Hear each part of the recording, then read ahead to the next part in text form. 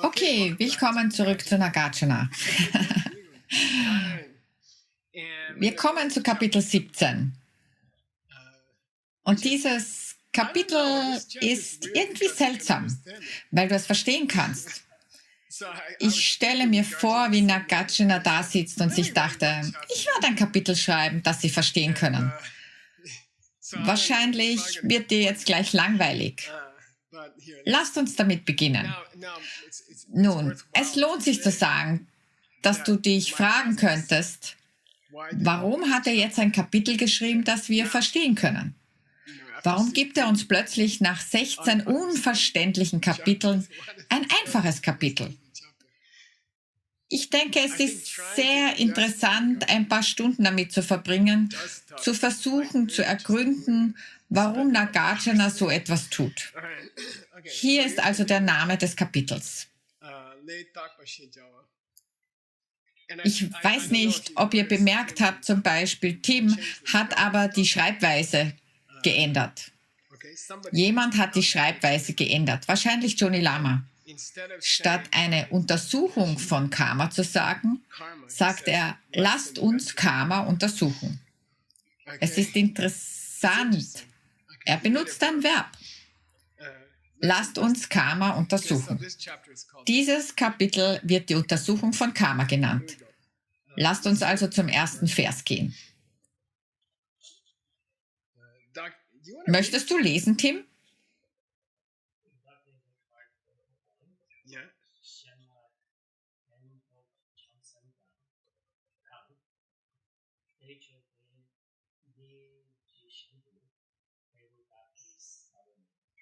Gut.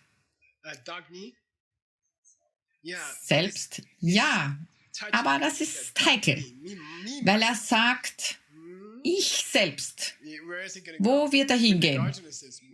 Wenn Nagarjuna ich selbst sagt, fragst du dich, wohin gehst du als nächstes? Dann sagt er, Domba. Gelübde, genau, Gelübde, aber als Verb sich selbst kontrollieren. Das Verb zu Domba bedeutet, sich selbst zu kontrollieren. Nun, sich selbst sorgfältig zu kontrollieren, um sich selbst sorgfältig zu kontrollieren.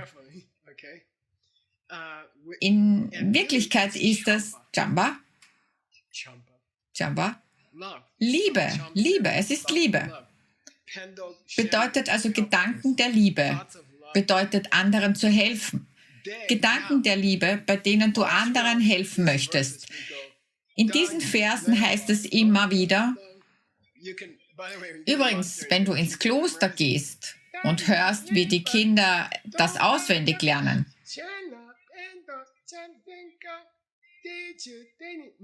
Nein, Nagarjuna sagt, sag das nicht so, lese es nicht.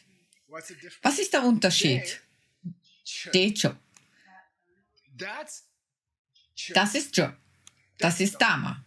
Es ist kraftvoll. Er sagt Decho. Was ist De?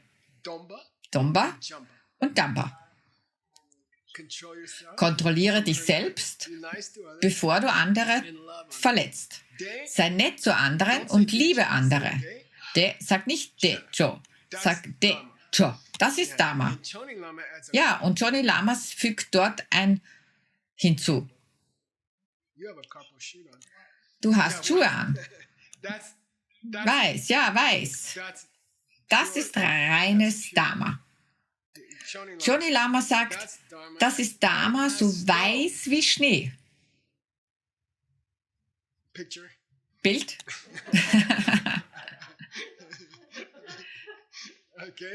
Das ist Dharma. Johnny Lama sagt, dass Nagarjuna sagte, dass dies Dharma ist. Das ist das, was Dharma ist. Andere zu lieben und sie nicht zu verletzen. Johnny Lama sagt, das ist so weiß wie Schnee. Alles klar? Was passiert nun, wenn du diese Art von Dingen tust? Du bekommst Ergebnisse und dann, okay, für $100. Der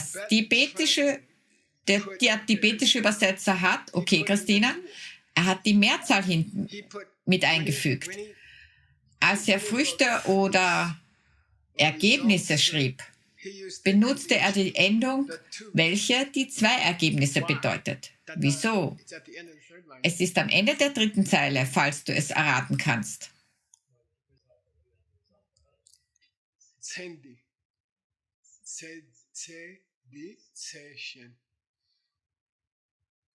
Leben. Leben.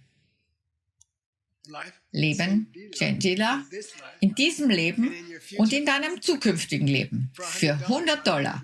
Wie wurde das im Yoga Sutra gesagt?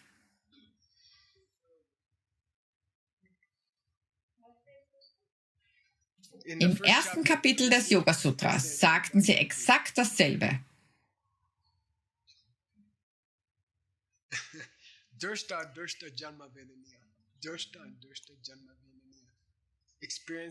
In diesem Leben erlebt und im nächsten. In diesem Leben gesehen und im nächsten Leben gesehen. Alles klar? Wie dem auch sei. Die Ergebnisse davon, dich zu kontrollieren, andere nicht zu verletzen und von Gedanken der Liebe anderen gegenüber, sind die zwei Types. In diesem Leben und in deinem nächsten Leben. Im zukünftigen Leben. Okay, verstanden? Es gibt nichts Schwieriges an diesem Vers. Irgendwie geht Nagarjuna der Saft aus. Es ist einfach nur eine simple Wahrheit. Du denkst dir, das ist verdächtig. Wohin geht er nun damit? Mal sehen, nächster Vers.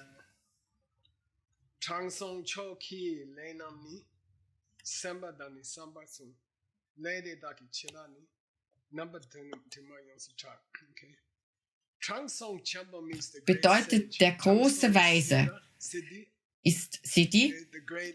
Okay, der große Yogi. Wer ist der große, der ultimative Yoga? Buddha, Buddha, genau. Weil manchmal wird er der ultimative Yogi genannt. Ihr könntet anfangen, das im Yoga Study Institute zu benutzen. Der ultimative Yogi bedeutet Buddha. Er sagt, du kannst jedes Karma unterteilen.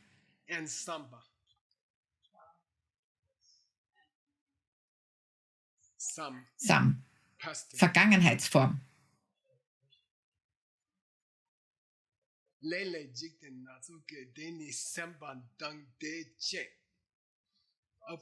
Eröffnung. Ja, Gedanken und was sie motiviert. Also Gedanken und Denken. Also Denken und Gedanken. Denken und Gedanken. Denken und gedacht. Das ist ein neues Verb. Bachi. Semba bedeutet Intention und Samba bedeutet, was du beabsichtigt hast zu tun. Womit gemeint ist, was du sagst und was du tust. Wie viele hat er also abgedeckt? Er hat tatsächlich 3 Arten von Karma abgedeckt. Semba, geistiges Karma und dann Samba, was du sagst und was du tust. Das sind all die Arten von Karma, die es gibt. Also der große ultimative Yogi sagt, du kannst alles Karma unterteilen in beabsichtigen, etwas zu tun und dann die Dinge, die du beabsichtigt hast zu tun. Absicht und Beabsichtigtes. Wenn du diese nun aufteilen willst, genau hier ist es, wenn du diese Arten von Karma aufteilen willst, sind es Milliarden. Versuch es gar nicht. Bedeutet, du kannst Hunderte, Hunderte und Hunderte von Unterteilungen beschrieben finden. Im Grunde genommen sind es diese 2. Absicht und was du beabsichtigt hast zu sagen oder zu tun. Verstanden? Lass uns ein wenig Sanskrit lernen. Ich habe mir gedacht, es wäre schön, die Worte für Absicht und was du beabsichtigt hast zu sagen oder zu tun, zu kennen. Los geht's. Absicht oder was du dir denkst zu tun, wird Chetana genannt.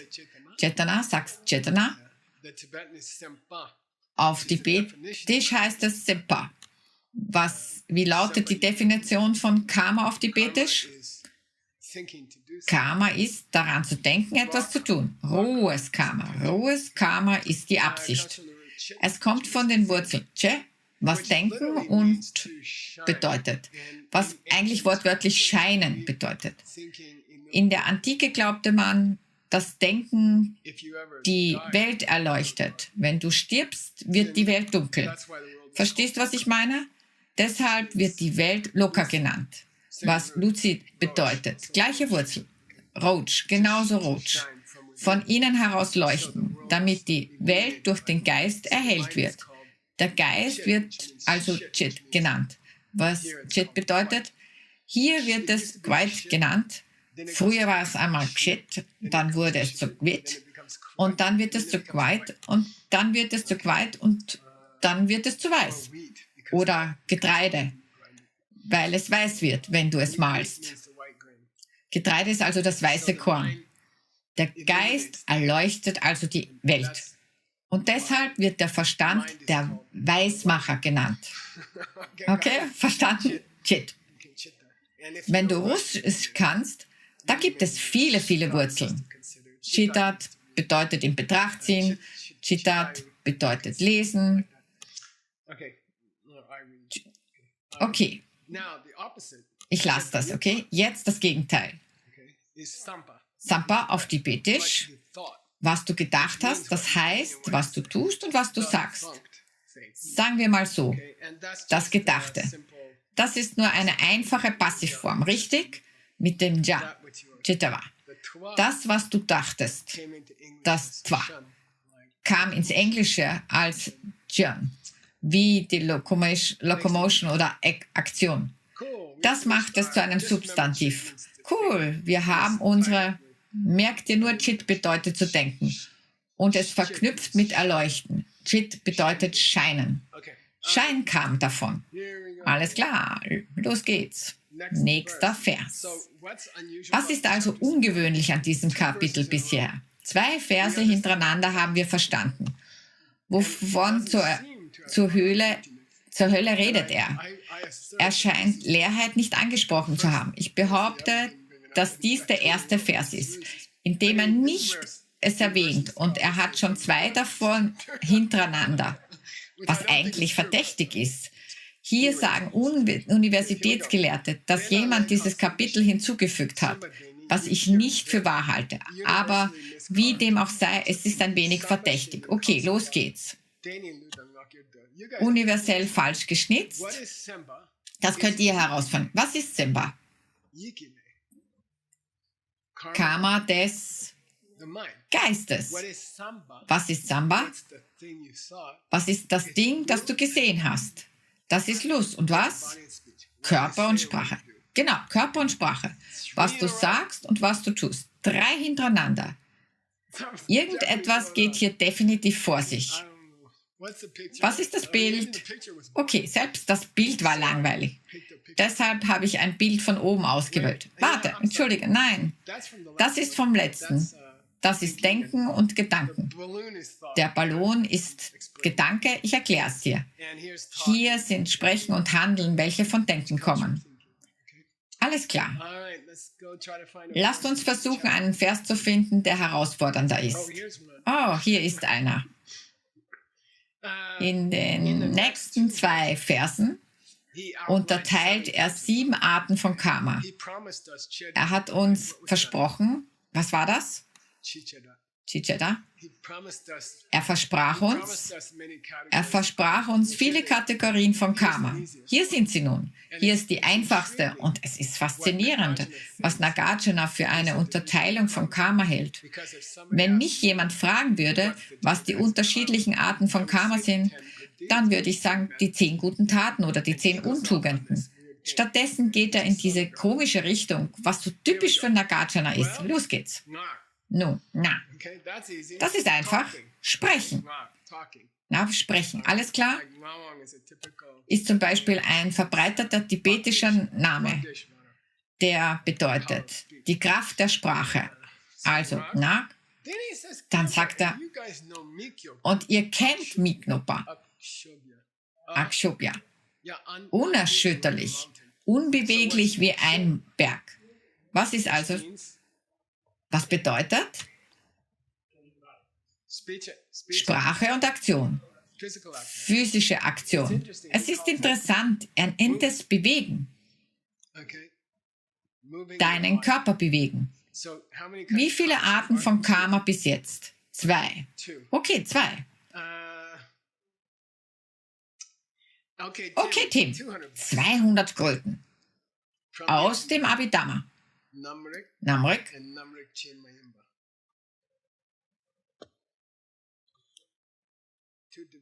2 Unterteilungen von, denk an komische Sachen aus Stanleys Text, die etwas mit Karma zu tun haben.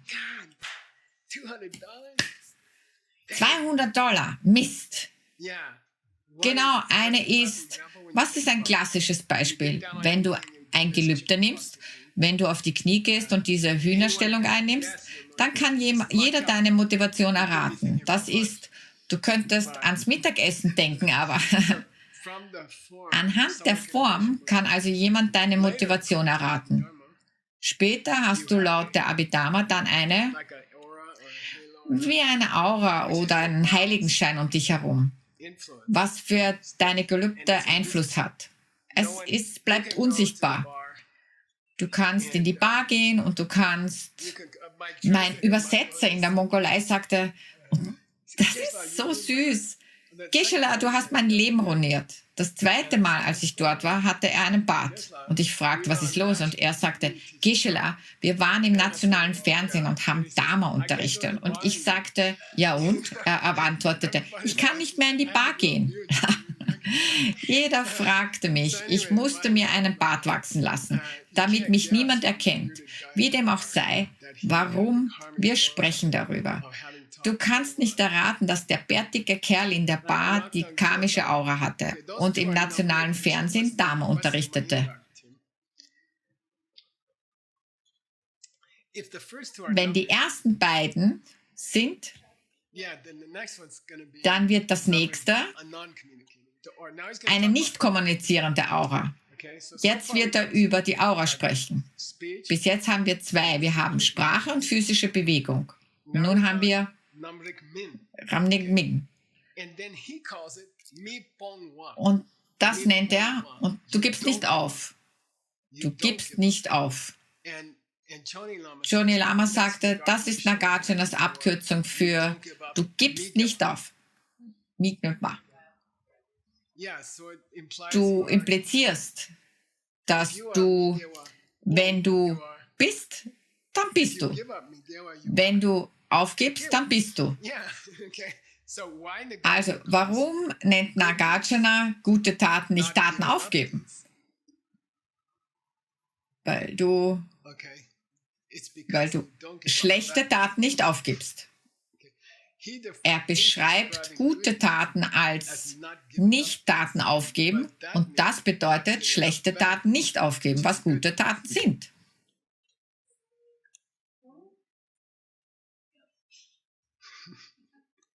Entschuldigung, schlechte Taten aufgeben. Ja, genau.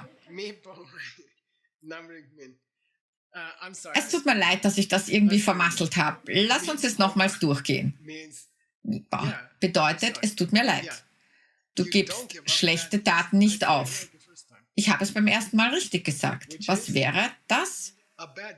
Eine schlechte Tat. Nein, nicht schlechte Taten aufgeben. Schlechte Taten nicht aufzugeben ist eine schlechte Tat. Das ist alles. Verstanden? Ich hatte es beim ersten Mal recht. Die Kategorie Nummer 3 ist, schlechte Taten nicht aufzugeben, was schlechte Taten sind. Wir haben aber schon den Nicht-Heiligenschein besprochen.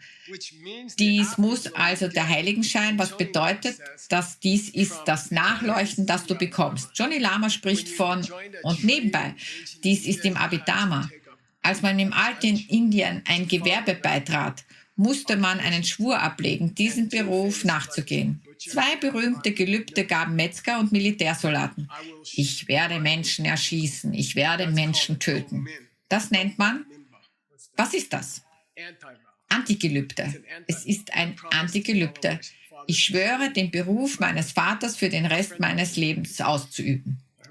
Meine Freundin in Argentinien, ihr Mann er tötet Tiere in der Fabrik. Er ist immer deprimiert. Sie wissen nicht warum. Okay? Wie auch immer. Wie viele haben wir jetzt? Wir haben Gutes, Wir haben verbales Karma, handelndes Karma, welches du sehen kannst, und wir haben schlechtes Karma mit Heiligenschein, was bedeutet, einen Schwur abgelegt zu haben. Und nun haben wir noch, bei dem du schlechte Taten aufgibst. Den Heiligenschein bekommst du, wenn du schlechte Taten aufgibst. Ein Beispiel für den Heiligenschein ist, den du bekommst, nachdem du, wenn du kurz davor stehst, deine Medizin-Buddha-Einweihung zu erhalten. Du nimmst deine Bodhisattva-Gelübde. Dieser Heiligenschein gibt also für alle in dieser Klasse, wenn du an der Nagarjuna Bodhisattva-Gelübde-Zeremonie teilgenommen hast, dann hast du für immer einen Heiligenschein um dich. Nun ja, manche Leute sagen, es endet, wenn du stirbst, aber nicht mit den Bodhisattva-Gelübden. Also 2 Arten von Heiligenscheinen. Schlecht, gut Heiligenschein sprechen, Taten, die Leute interpretieren können, und dann Heiligenscheine von schlechten Taten und guten Taten. Wir haben 4. Wie viele hat uns er versprochen? 7. Er hat uns 7 versprochen. Warum schlägt Nagarjuna diesen Weg ein? Denke darüber nach. Okay, Nummer 5. Nicht kommunizieren sind 3 und 4 und kommunizieren sind 1 und 2. Okay, cool. Wir sind noch nicht zu den Geistigen gekommen.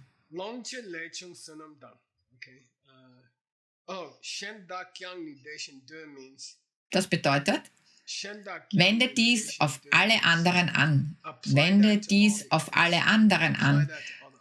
Damit meint er gut oder schlecht. Gut oder schlecht. Wenn ich die Dinge in gut oder schlecht einteile, dann mache das weiter mit dem Rest von ihnen.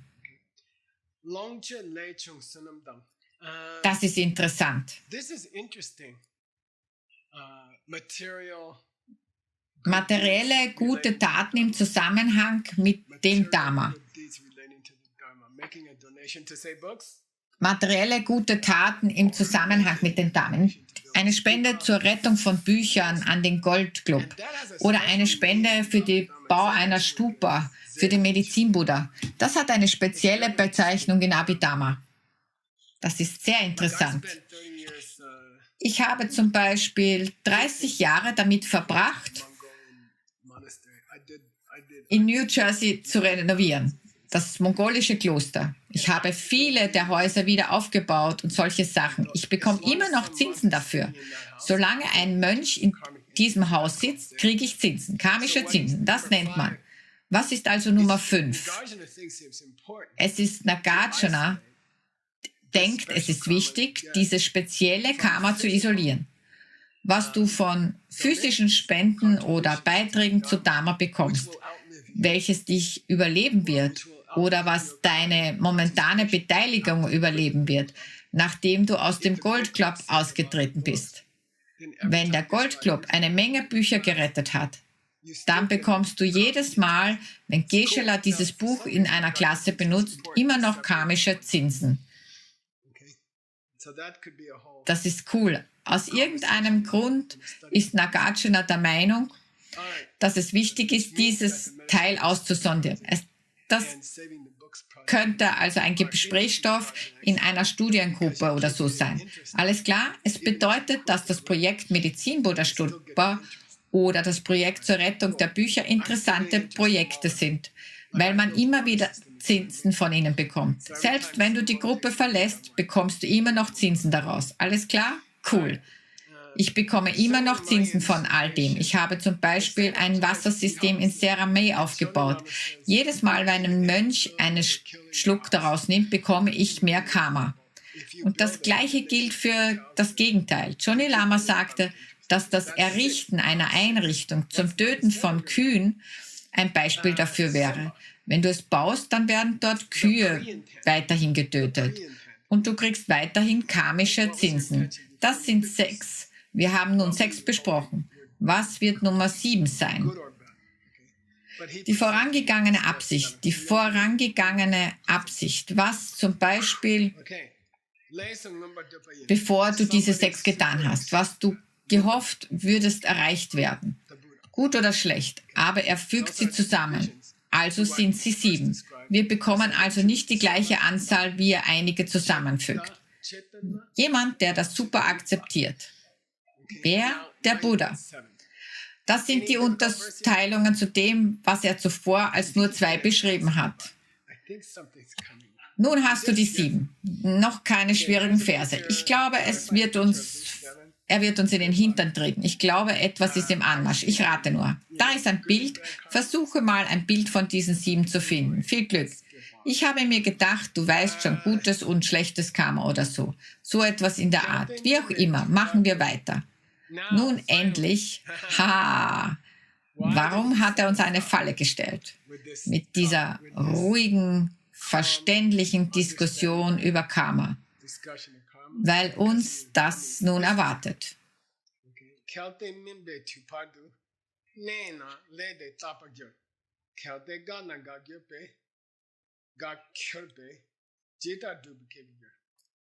Jetzt ist er, hier ist Nagarjuna nach dem Motto, wow, wir haben also all diese Arten von Karma besprochen. Und was passiert danach? Was denkst du, was danach passiert? Wo bleibt das Karma, bis es aufgeht? Er hat uns jetzt seit 3 Versen darauf vorbereitet. 5 Verse. Er hat uns eine Falle gestellt. Und jetzt stellt er diese unschuldige Frage. Oh, wo bleibt das Karma, bis es aufgeht? Dann gibt er 2 Möglichkeiten. Wenn es irgendwo inaktiv bleibt, bis es herauskommt, nun, ja, dann ist es ist unveränderlich während dieses Zeitraums. Es muss sich als dasselbe replizieren. Es muss sich von Jahr zu Jahr klonen, bis es aufgeht. Das ist unveränderlich. Und das ist unmöglich für eine funktionierende Sache. Kein funktionierendes Dasein im Universum kann sich nicht verändern. Auch nur für 1 Minute. Vergiss 12 Lebzeiten oder so. Nicht möglich. Also können wir, hier ist Nagarjuna, können wir die erste Möglichkeit ausschließen, dass es in deinem Gehirn sitzt und sich nicht verändert. Es muss sich verändern. Wenn es eine funktionierende Sache ist, dann verändert es sich. Warum? Weil es durch eine Ursache angestoßen wurde. Und diese Energie verlangsamt sich, wenn sie die Zeit durchläuft. Oh, nun Geshe-la, du sagst, je länger ein Karma in deinem Kopf bleibt, desto weniger stark wirkt es.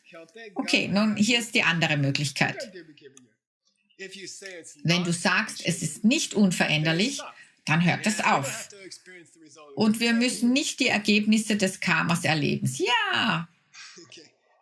Wiederholt es sich oder hört es auf? Es kann sich nicht wiederholen, weil es dann das Gleiche bleiben würde. Und das ist eine funktionierende Sache. Es kann nicht stoppen, aufhören. Ansonsten wären all die Gesetze von Karma kaputt. Wenn es aufhören würde, wären all die Gesetze von Karma kaputt. Du könntest tun, was immer du willst und darauf hoffen, dass das Karma aufhört, bevor es aufgeht. Okay? Hast du jemals darüber nachgedacht? Nein. Kann mir jemand sagen, warum das nächste Bild relevant ist? Hast du dich jemals für einen Job in New York oder LA beworben? Ich frage mich, du verbringst Stunden im Warteraum. Warst du die gleiche Person, die in den Warteraum gegangen ist? Was ich damit meine, ist, dass für mich dein Karma so ist. Es geht in den Warteraum und dann sagt jemand endlich, jetzt spreche ich mit dir. Weißt du, was sie dann immer sagen? Sie sagen, oh, es ist 5 Uhr, kannst du morgen wiederkommen? Und du sagst, ich bin seit 2 Uhr hier. Und sie sagen, ja, aber das nennt man sich auf einen Job in New York oder LA bewerben. Du verstehst? Alles klar, nächster Vers. Übrigens, die beiden letzten Verse von dem, was ich für diese Klasse ausgewählt habe. Und wir werden in der nächsten Klasse weitermachen, weil es ein langes Kapitel ist. 2 niedrige Schulen kommen und versuchen, die Frage zu klären. Also vermute ich, dass einige größere Schulen später folgen werden. Ich weiß nicht, ich habe nicht vorgelesen. Aber hier ist die Antwort der Sutra-Schule, 2. Schule. Und das, wie nennt man das? Kache, was Kaschmir bedeutet. Die Kerle aus Kaschmir, welches eine Abhidharma-Schule war, die im nördlichen Indien abhing. Und später wurde das Gebiet muslimisch. Und heute ist das tibetische Wort für Muslim Kaschmir. Kache, gleiches Wort, so wie los geht's.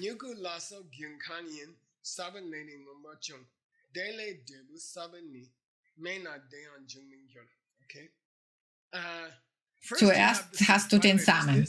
Übrigens, wer ist das? Untere Buddhisten. Nun ja, zuerst hast du, sie antworten Nagarjuna, zuerst hast du die Samen.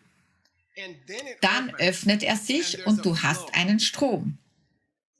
Entschuldige, bevor er sich öffnet, zuerst hast du den Samen und dann kommt etwas heraus, was im Strom ist. Hier ist der Samen, der Strom kommt und bricht aus. Und dann geht er auf. Also kein Problem. Es ist nicht so, dass der Same sich wiederholen würde, was unveränderlich wäre, was unmöglich ist. Der Samen produziert sofort etwas. Das nennt man den Strom des Karmas. Hier ist der Samen, Karma öffnet sich, Karma kommt heraus. Warte.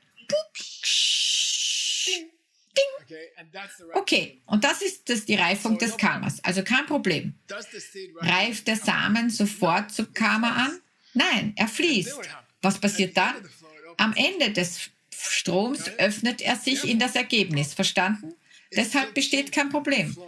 Es ist immer noch veränderlich, weil es strömt, aber das karmische Resultat sich noch nicht geöffnet hat. Verstanden? Kein Problem. Samen, Strom, Resultat. Samen, Fluss, Ergebnis. Verstanden? Das ist die untere buddhistische Schule. Dann kommt das Ergebnis. Das Ergebnis wäre nicht zustande gekommen ohne den Samen davor. Deshalb ist das Ergebnis mit dem Samen verbunden. Wenn der Samen niemals davor gewesen wäre, dann wäre das Ergebnis am Ende des Stroms niemals herausgekommen. Deshalb verursacht der Samen das Ergebnis. Doch durch den Strom hindurch, damit ziehen sie sich aus der Frage, dass der Samen nicht das Ergebnis verursacht hat. Der Samen kam vor dem Ergebnis. Er hat das Ergebnis verursacht. Und es hat nur eine Weile gedauert und er war am Fließen. Das ist Ihr Standpunkt. Wie funktioniert das noch gleich? Da ist ein Samen, dann ist da ein Strom und dann wird der Strom zum Ergebnis, weil der Samen das Ergebnis vorausgehen muss. Vermeiden wir die beiden Gegensätze. Wir vermeiden die beiden Gegensätze, was eine andere Version der beiden Ehemänner ist, die eine einfache Version der beiden Ehemänner Gegensätze ist. Was bedeutet, hört der Samen jemals auf oder geht der Samen unveränderlich weiter? Beide davon sind Gegensätze. Warum? Wenn der Samen abgeschaltet wird, bevor das Ergebnis herauskam, dann gäbe es nie ein Ergebnis. Wenn der Samen die ganze Zeit so weitergeht wie bisher, bis das Ergebnis herauskam, dann wäre er unveränderlich. Und das ist nicht möglich für eine funktionierende Sache. Das ist nur der Strom. Bleib einfach im Fluss. Okay? Wer ist das? Untere Schule, ganz nebenbei. Dann ist da Nagarjuna. Nagarjuna, alle gucken auf diese Kerle. Von den unteren Buddhisten, du weißt schon, okay, sie sagen, okay, lass uns erklären, lass uns weiter erklären. Das bedeutet in der Regel, dass sie sich ein tiefes Loch für sich selbst graben. Nagarjuna fragt sie, was denn? Sie antworten in den nächsten 2 Versen. Die nächsten 2 Verse sind ihre Klarstellung ihres Standpunktes. Nebenbei, wenn du Johnny Lama nicht hast, dann weißt du das nicht. Es hört sich wie Nagarjuna an, wie dem auch sei. Okay, der Strom des Geistes kommt vom Geist. Das wird dann zum Ergebnis. Und der Geist erzeugt einen geistigen Strom. Und dieser geistige Strom wird dann zum Ergebnis. 3 Schritte. Er verwendet dieses Instrument Bu. Bu, das bedeutet deshalb. Der andere Kerl zieht eine Schlussfolgerung, weil es einen Geist gibt und dann den Strom des Geistes und dann kommt das Ergebnis, aber deshalb. Shemta bedeutet, es ist ein idiomatischer Ausdruck, der bedeutet, vergiss es ohne den Geist, du musst dafür einen Geist haben. Shemta bedeutet, du kannst es vergessen, wenn da kein Geist ist. Es muss ein Geist vorhanden sein. Wieso? Ich habe es dir doch gerade gesagt. Geist, Strom, Ergebnis. Erzähl mir nicht, du kannst keinen Geist von Anfang an haben. Ohne dem nichts. Shemta bedeutet, du kannst den Verstand nicht weglassen. Du musst den Geist darin haben. Bedeutet, was zur Hölle ohne den Geist? Wenn der Geist nicht da wäre, dann würde der ganze Prozess gar nicht erst geschehen. Es muss mit Geist starten, dann fließt der Geist. Wenn du sagst, der Strom des Geistes ist nicht Teil des Prozesses, wie könntest du dann ein Karma haben, wenn du kein Denken hättest? Er ist, wie nennt man das? Logik. Du wechselst die Begriffe. Wie dem auch sei. Es muss mit dem Geist beginnen. Wieso? Karma beginnt mit dem Geist. Willst du mir erzählen, es gibt keinen Geist? Nein, nein, nein, nein, nein, es gibt einen Geist. Wieso? Geist ist die Basis von Karma. Okay, es fließt also. Was? Hast du etwa ein Problem damit? Das ist alles, was er sagt. Du hättest sowieso niemals ein karmisches Ergebnis haben können ohne einen Geist. Also erzähl mir nicht, meine Theorie von einem Strom sei falsch, weil der Strom nun mal der Strom des Geistes ist, dem du zugestimmt hast, dass dieser zu Beginn da sein muss. Verstanden? Okay? Ich habe dir doch gerade gesagt, dass der Strom vom Geist kommt und dann strömt der Geist weiter. Und dann am Ende des Stromes erhältst du ein Ergebnis. Weil das Pflanzen des Karmas im Geist dem Ergebnis vorangegangen sein muss. Und gebe ich dein Probleme. Die 2 Probleme, die du vorgeschlagen hast. Was waren die 2 Probleme, die du vorgeschlagen hast? Nummer 1, dass der karmische Samen sich die ganze Zeit selbst replizieren würde, unveränderlich, oder dass er einfach, wie nennt man das? Abschneiden. Verstanden? Das ist eigentlich ein perfektes Wort. Schreib das auf. Alles klar, wir haben die erste Hälfte des Kapitels geschafft. Wir werden mit dem tiefen Eintauchen in Klasse Nummer 13 weitermachen, in der nächsten Klasse. Lasst uns zusammenfassen. Nagarjuna stellt uns am Anfang eine Falle mit einigen verständlichen Dingen. Was ist Karma? Denken.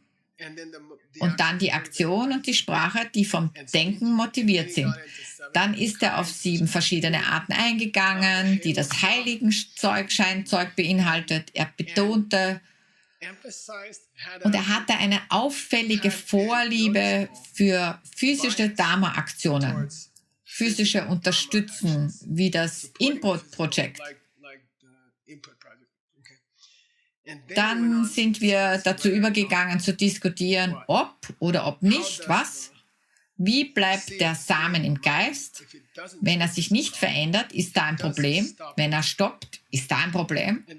Dann hatten wir einen Erklärungsversuch von einigen Kerlen, die die ganze Zeit von irgendwelchem Stromzeug sprachen, welches das Ergebnis mit dem ursprünglichen Samen verbindet, ohne dass der Same sich verändert oder stoppt.